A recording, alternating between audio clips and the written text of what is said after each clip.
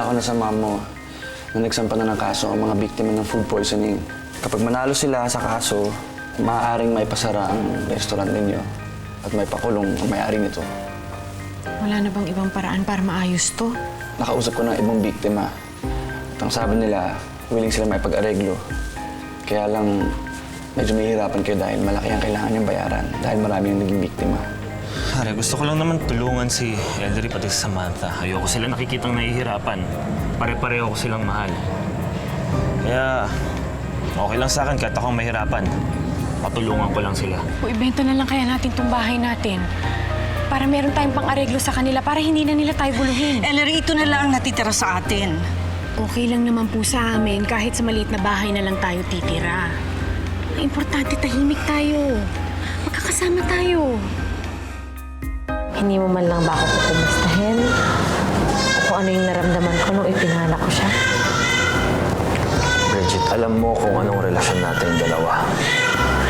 Hanggang doon lang yung may bibigay ko sa'yo.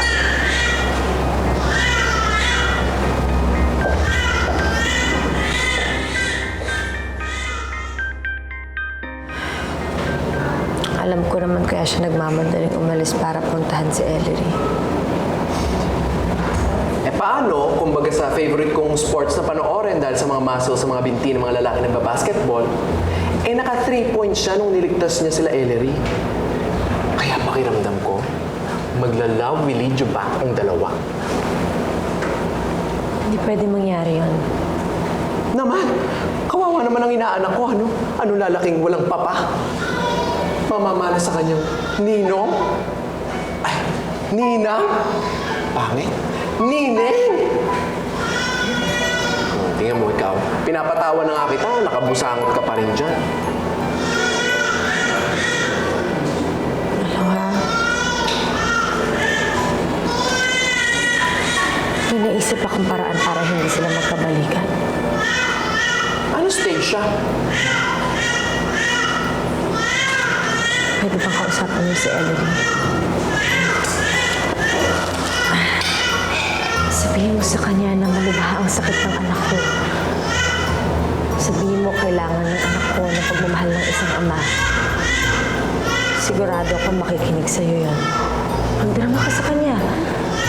Mabilis naman maniwala si Ellery. Sige na, please. Hindi ba parang villainous naman yung dating ko noon? May sakit naman talaga yun ah. Pero sige, alang-alang sa inaanak ko, gagawin ko yan. Gagalingan ko na lang ang acting. Kaya handa mo na yung mga trophy, ang Oscars.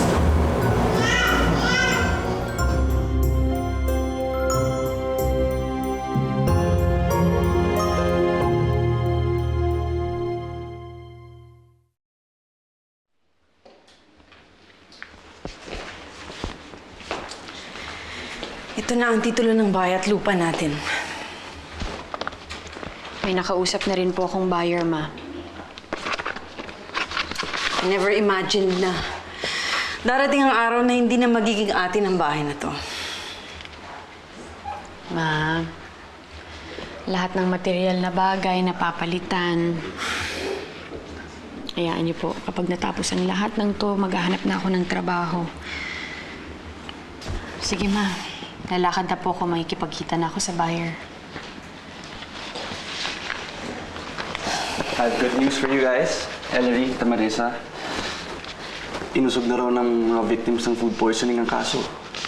Oh my God! Bakit nila ginawa yun? May nagbayad daw ng danyos sa kanila. Sino raw? Hindi nga raw muna pakilala eh. Sino naman natutulong sa amin? Kala. Oh my God, thank you. Thank you. Hindi ko.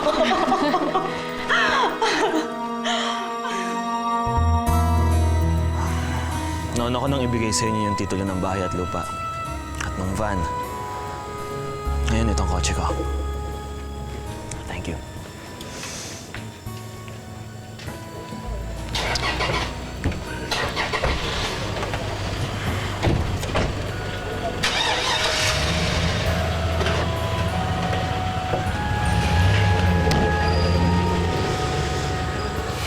Pare, bakit naman pati yung auto?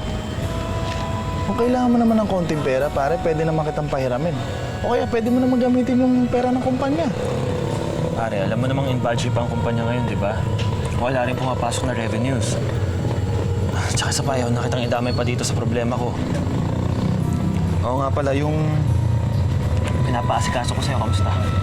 Okay na. Nabayaran ko na yung mga biktima ng food poisoning sa restaurant nila Ellery. Kaya wala ng problema. Mabuti naman. Ngayon wala nang problema ang pamilya ni Ellery. Sana mapatawad na rin ako ni Mama. Sana. Tara.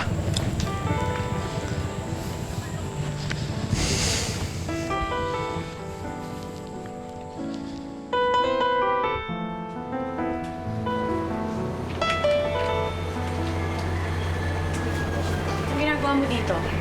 Pinapunta ka ba ng best friend mo? Hindi, Ellery. Akong nagkusang pumunta rito para makausap ka sana. Anong kailangan mo sa akin? Naaawa na kasi ako dun sa anak ni Bridget. Sobrang lubha ng sakit niya. Kailangang operahan. Ellery, baby yun eh. Si Bridget nga, nangihina na rin kasi hindi na siya kumakain. Hindi na rin siya natutulog kaya isip na sa bata. Ellery, parang awa mo na. Kailangan nila ng isang ama. Ibigay mo na sa kanila si Jonas, Ellery. Parang awa mo na. Bakit hindi si Jonas ang kausapin mo? Hindi ko hawak ang damdamin niya. At isa pa, kilala ko na kayong mag-best friend. Pareho kayong may lahing artista. Umalis ka na.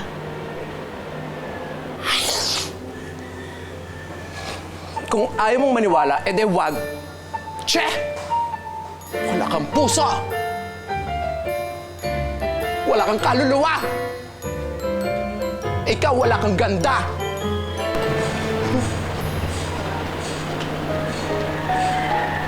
Eh di lumabas na ng tunay niyang ugali.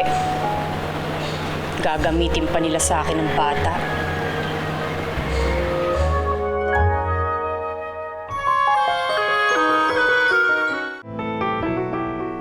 Kamusta ang anak mo? Ano daw ang sakit niya? Nako, Ellery, trangkaso lang. Huwag ka na mag-alala. Okay naman na. Mabuti naman kung ganun. Buti nga nandito yung asawa ko ngayon eh. Iba talaga pag may asawa. At least kahit papaano meron kang katuwang sa pag-aalaga ng mga bata.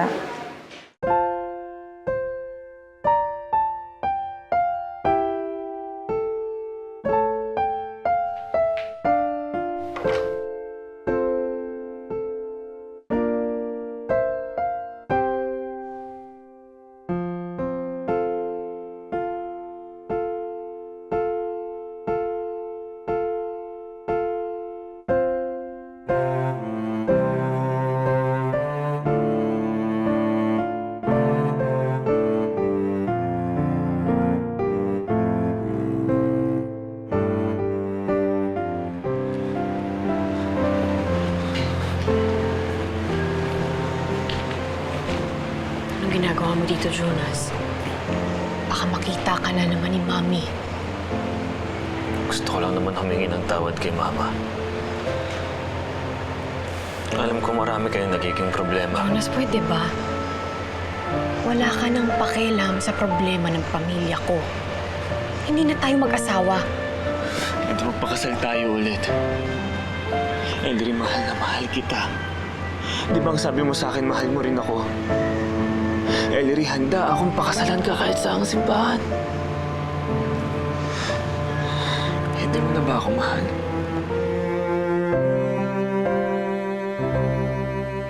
Nangyari na ang kinakatakutan ko dati, Ma. Ipinanganak na ni Bridget ang anak nila ni Jonas. Kahit kailan, hindi magiging tahimik ang pagsasama niyo. Naaawa na kasi ako dun sa anak ni Bridget. Sobrang lubha ng sakit niya. Ibigay mo na sa kanila si Jonas, Ellery. Parang awa mo na. Oo, Jonas. Aaminin ko, mahal pa rin kita. Pero madamot ang pagmamahal ko. Ayoko ng tingi-tingi. Ayoko lang may kahati. Hindi mo naman mabibigay sa akin ang buong sarili mo eh. Dahil merong isang bata na may sakit na nangangailangan ng pagmamahal mo. Hindi na kita kailangan, Jonas. Sa anak mo na lang kay Bridget ibigay ang buong pagmamahal mo. Ellery, may anak rin tayo nangangailangan ng isang ama. Ellery, kayo ang mahal ko. Please, buuin natin ulit ang pamilya natin. Pwede mo naman suportahan si Samantha nang hindi tayo nagsasama. At isa pa, malusog siya, wala siyang sakit. Kaya ko siyang alagaan ng mag-isa. Pero Ellery, Sinasayang mo lang ang panahon mo dito, Jonas. Kung gagamitin mo ang oras mo sa anak mo may sakit, baka matuwa pa ako. Di naman nagbabago itong damdamin ko. hanggang kailan mo ako pagtataboyan, Ellery?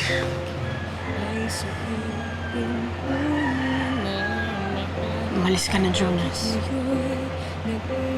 Please. Hindi ko na nadarama ang pag-ibig mo. Dati walang kasing ganda. Bakit kaya kailangan na ito'y mangyari pa? At sasaktan mo ang puso ko't ngayon'y mag-iisa. Nasaan na ang iyong pag-ibig na dati hanggang langit? Nangako na di ako pagpapalit.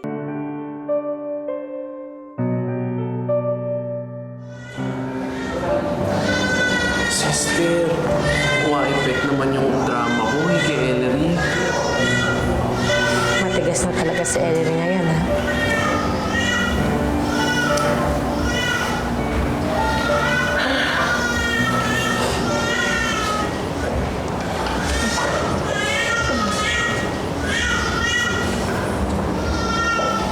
Ay, ngayon naman sa Papa Jonas.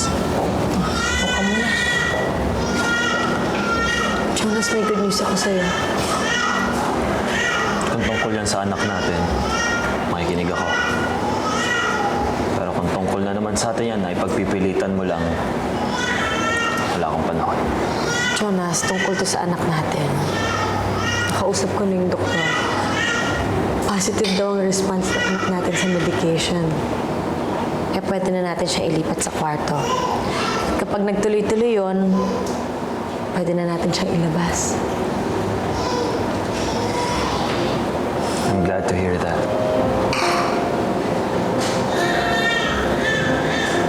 Ganun pala talaga, no? Kung may dumadating sa buhay mo, minsan namang umaalas. Are you referring to Ellery? Jonas, huwag ka mag-alala. Hayaan mo silang umalis. Basta kami ng anak mo, dito lang kami, hindi ka namin iiwan.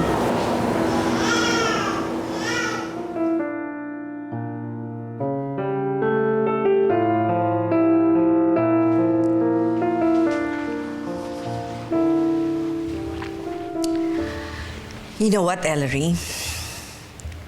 Sa tingin ko talaga si Enrico ang tumulong sa atin at nag-areglo sa mga nabiktima ng resto. Ayaw niya lang aminin. Kasi sino pa ang tutulong sa atin? Eh siya lang naman ang nagmamalasakit sa atin ngayon. We should really do something to thank him, ha? Bakit malungkot ka pa rin? Hindi ba dapat magsaya ka kasi tapos na ang problema? Nagkausap na po kami ni Jonas. And? Pinaparaya ko na po siya kay Bridget para sa anak nila. You made the right decision. You'll see, ha? Matatahimik na rin tayo. Makakapagtahimik na ba ang buhay kapag wala ng problema. Assurance na ba yun na magiging masaya ka na?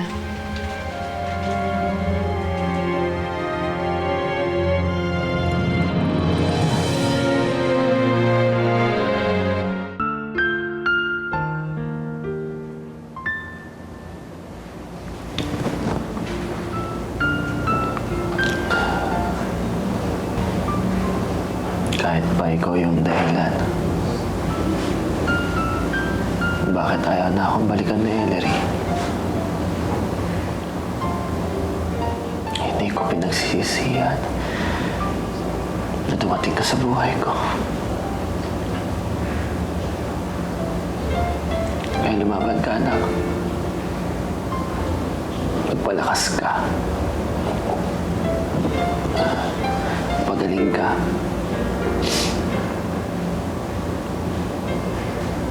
Mahal na mahal ka ng dati mo, anak.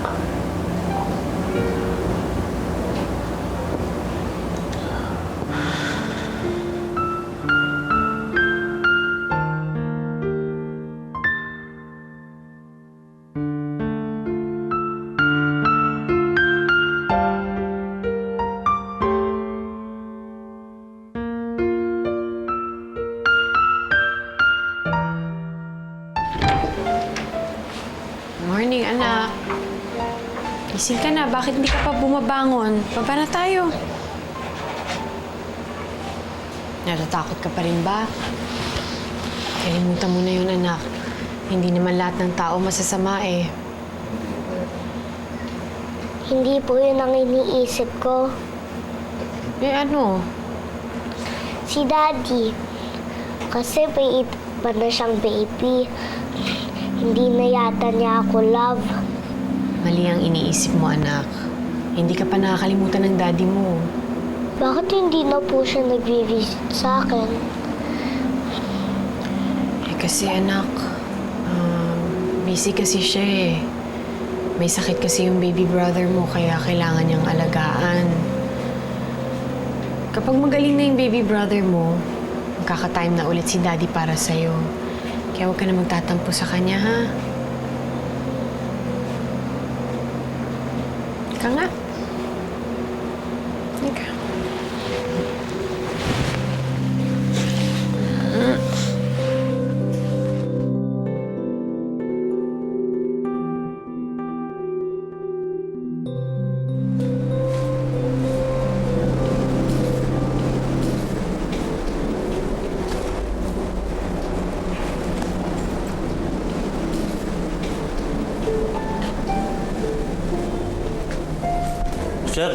Sir Jonas.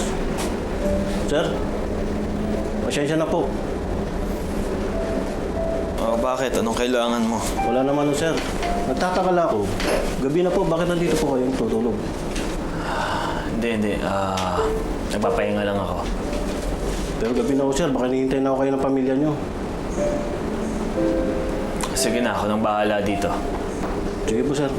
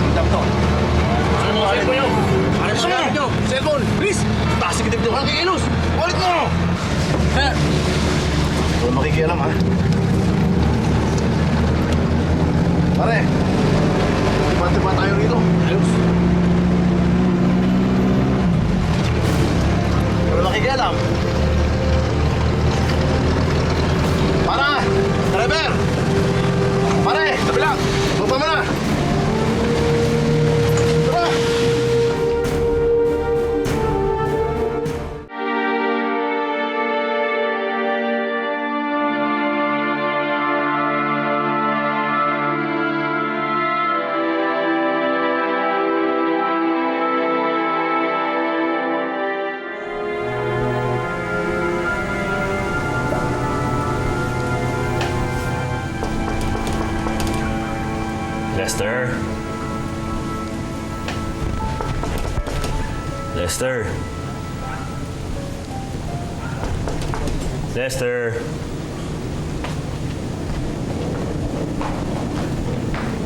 Pare,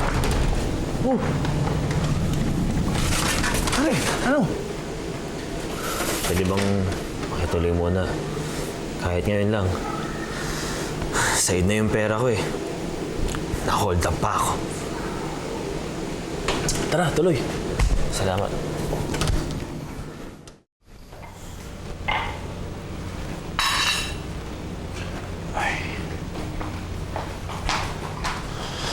Oh, pare, oh.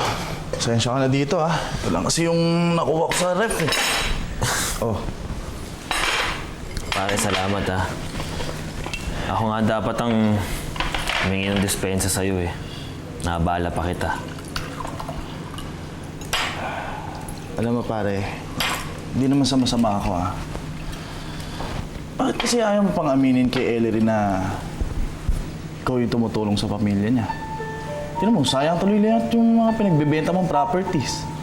Ikaw tuloy mo ang kawawa. Masaya na ako natulungan ko si Ellery.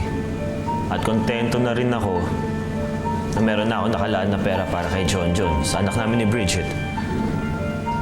Basta pare, huwag mo na lang sasabihin sa kanila. Ayokong pati ako problemahin pa nila. So, paano ka ngayon? Susubsob ko na lang yung sarili ko sa trabaho. Baka dun, kahit papaano, makalimutan ko yung problema ko. Isa pa, kailangan magsumikap talaga ako. Lalo na ngayon. Dalawa na ang sinusuportahan ko.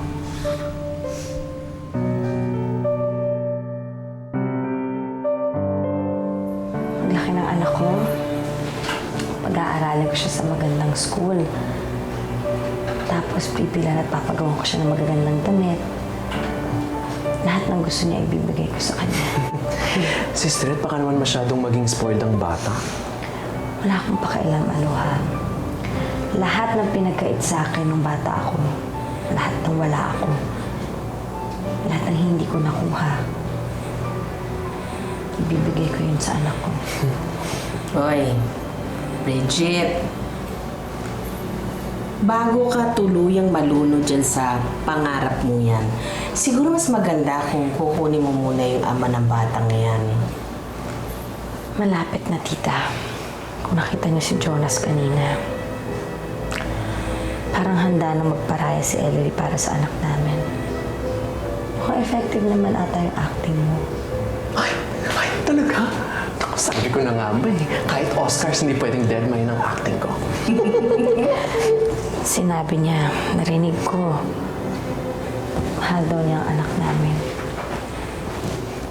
Sana balang araw, mahalin niya rin ako.